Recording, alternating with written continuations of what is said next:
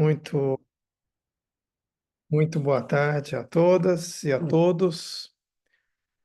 Nós estamos iniciando mais uma aula aberta e a nossa proposta hoje é falar sobre o que o corpo fala. Eu vou dividir esse assunto em duas ou três aulas. Então, hoje nós vamos fazer uma introdução e vamos dar um segmento no assunto. E é um assunto que tem muito a ver conosco, que fala do nosso corpo, né? Então, é um senhor íntimo nosso, que muitas das vezes passa por um pouco desconhecido, mas todos nós humanos temos contato um pouco mais próximos, um pouco mais distante, às vezes um pouco despercebido durante a vida e às vezes muito percebido durante a vida. Mas todos nós temos uma relação com esse Senhor que se chama corpo.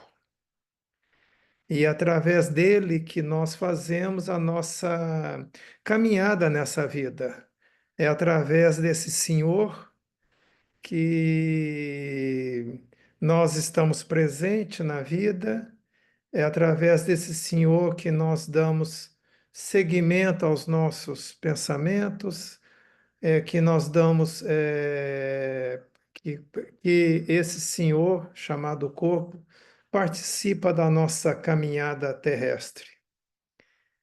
E quando nós falamos com todo respeito e chamando de Senhor, no sentido, no bom sentido, nós falamos que seria muito bom nós criarmos uma linguagem para esse corpo, uma linguagem que nós pudéssemos unir a nossa relação de pensamentos, sentimentos, emoções com esse corpo e criar uma cooperação íntima entre a nossa parte, podemos chamar de mental, e a nossa parte corporal, né? E aí nós vamos percebendo como que esse formato, como que essa cooperação fala conosco. Lembrando sempre que esse corpo que hoje nós temos é um corpo que vem de muito tempo, não é? É um grande ancião que carrega uma adaptação através dos séculos. Se nós formos verificarmos como que eram os primeiros corpos, como que eram os primeiros formatos, nós podemos perceber que há uma adaptação, talvez a palavra seja essa, através dos tempos, através dos séculos, né? E com isso cabe uma reflexão dessa memória implícita que existe no corpo, não é? E sempre lembrar que esse corpo que nós estamos chamando de ancião, que atravessa os séculos, ele tem um passado. E esse passado, nós respeitamos esse passado, mas não podemos, de uma forma exclusiva, residir nesse passado. Não podemos trazer isso como uma residência. E sim, a residência nossa é o que nós estamos vivendo nesse momento presente. E o que nós sabemos do nosso corpo, ele está muito, assim, residido naquilo, que nos contaram, né? Toda a vida que veio antes de mim, ela veio com o saber de um corpo. através de uma memória implícita. Nós falando de corpo, nós precisamos falar de trauma. E sempre lembrar que trauma não é o evento, e sim o resultado de uma experiência vivida no nosso corpo. Então, a experiência vivida no nosso corpo é que vai dar sentido ou não ao evento traumático que nós passamos. Os eventos traumáticos, eles acontecem de algumas formas, às vezes de uma maneira muito rápida, às vezes de uma intensidade muito grande, às vezes ele pode ser muito precoce e vivido em isolamento. Quando o trauma ele é muito rápido e é vivido de uma maneira, não digo instantânea, mas rapidamente, ele está muito ligado aos acidentes, quer seja automobilísticos, de bicicleta, nós andando, né, fazendo caminhada. Ele pode ser vivido de uma maneira muito rápida num assalto, um assalto que nos pega completamente desprevenido.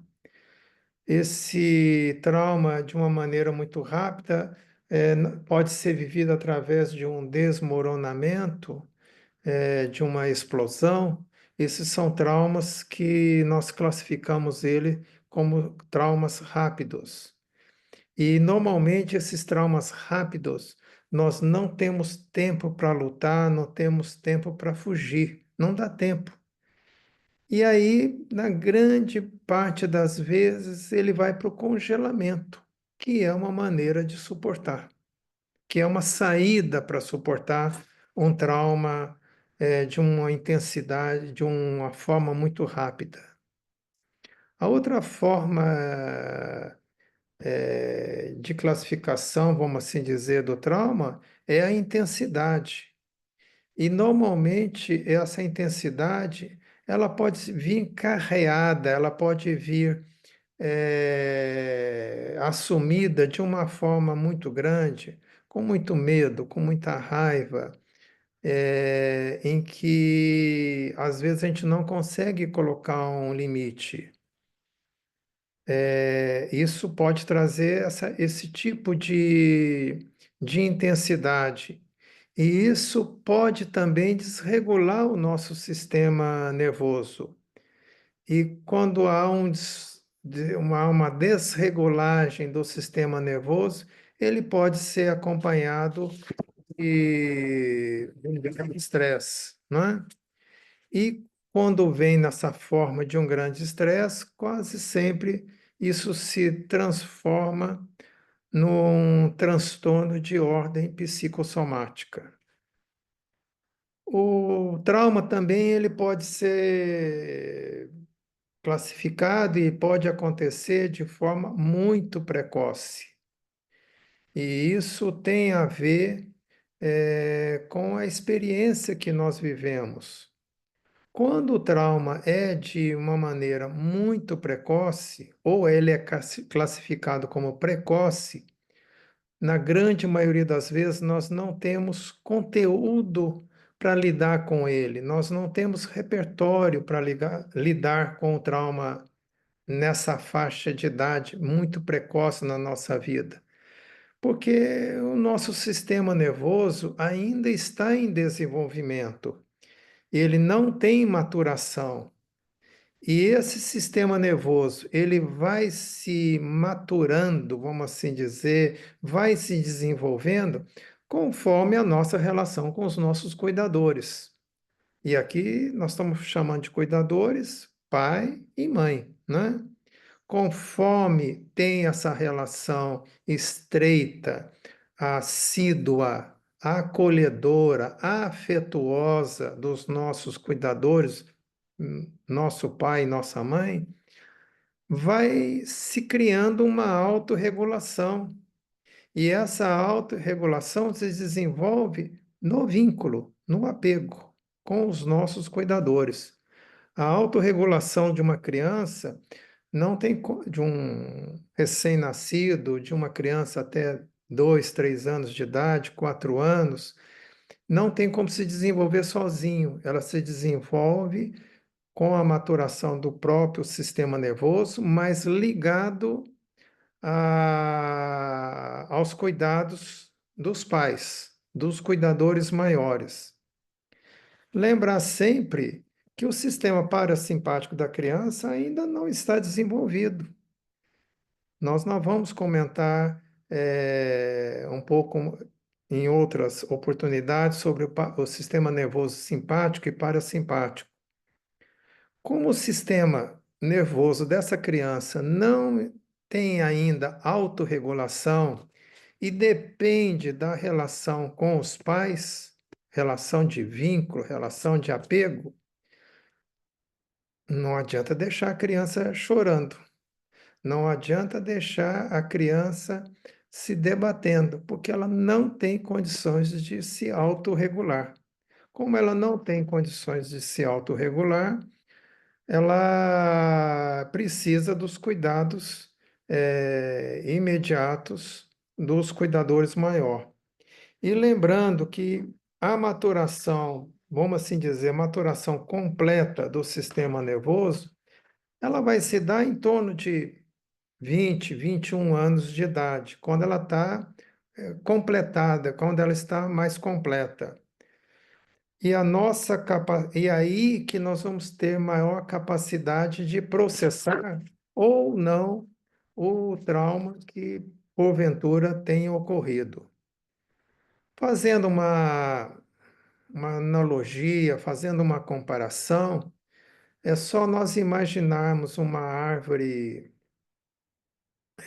pequena, uma árvore recém-nascida, em que o tronco está pequeno, em que as folhas são muito tenras, são muito delicadas. Se vier um golpe nessa árvore, às vezes a gente pode até arrancar essa árvore em crescimento. É diferente que quando há um golpe numa árvore já adulta, quando tem um tronco mais definido, mais formado, com galhos mais definidos. E um golpe, às vezes, nem machuca, nem fere a casca da árvore. Então, dá para nós fazermos essa analogia. Quanto mais precoces somos, mais intensos são os eventos adversos.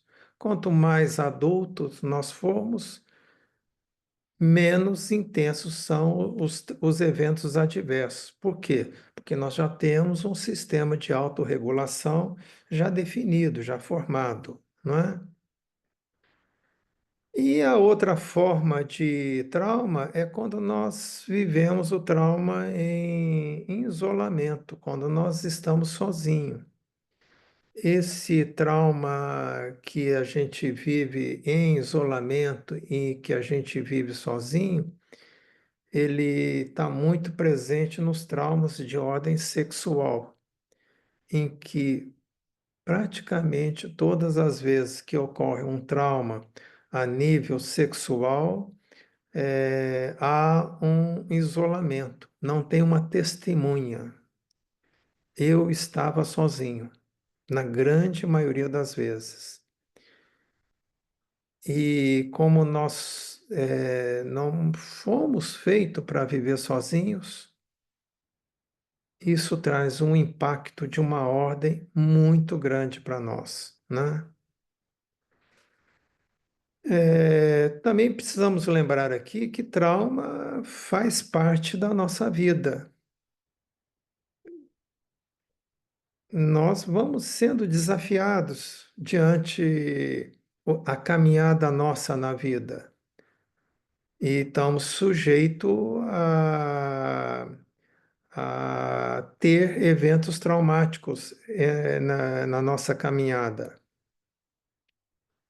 Se o trauma não está no evento em si, e sim na experiência que eu vivi após esse trauma, como que eu posso fazer? Como que eu posso ser ajudado?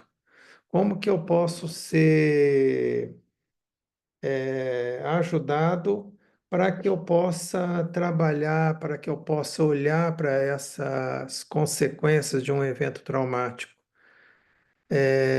Como que eu posso me dirigir, vamos assim dizer, a essas consequências do evento traumático. A gente sempre faz uma pergunta, faz uma colocação. Isso que você está trazendo, falando sobre o evento traumático, o que que você se lembra? E principalmente, como que você sente trazendo essa fala do evento traumático? E lembrar como você sente, o corpo está incluído nessa pergunta.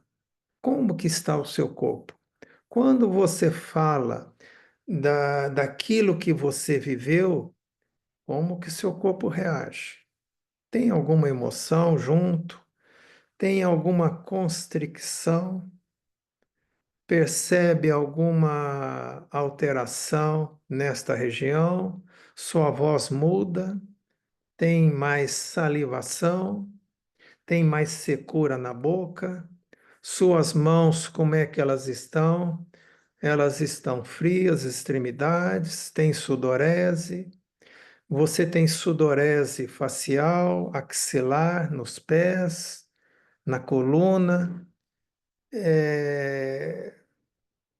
Para cada pessoa tem um tipo de reação, tem um tipo de sentir no corpo conforme fala a respeito das consequências do trauma. Sempre lembrando que o trauma não está no evento em si, e sim nas consequências, no que ele deixou no nosso sistema nervoso.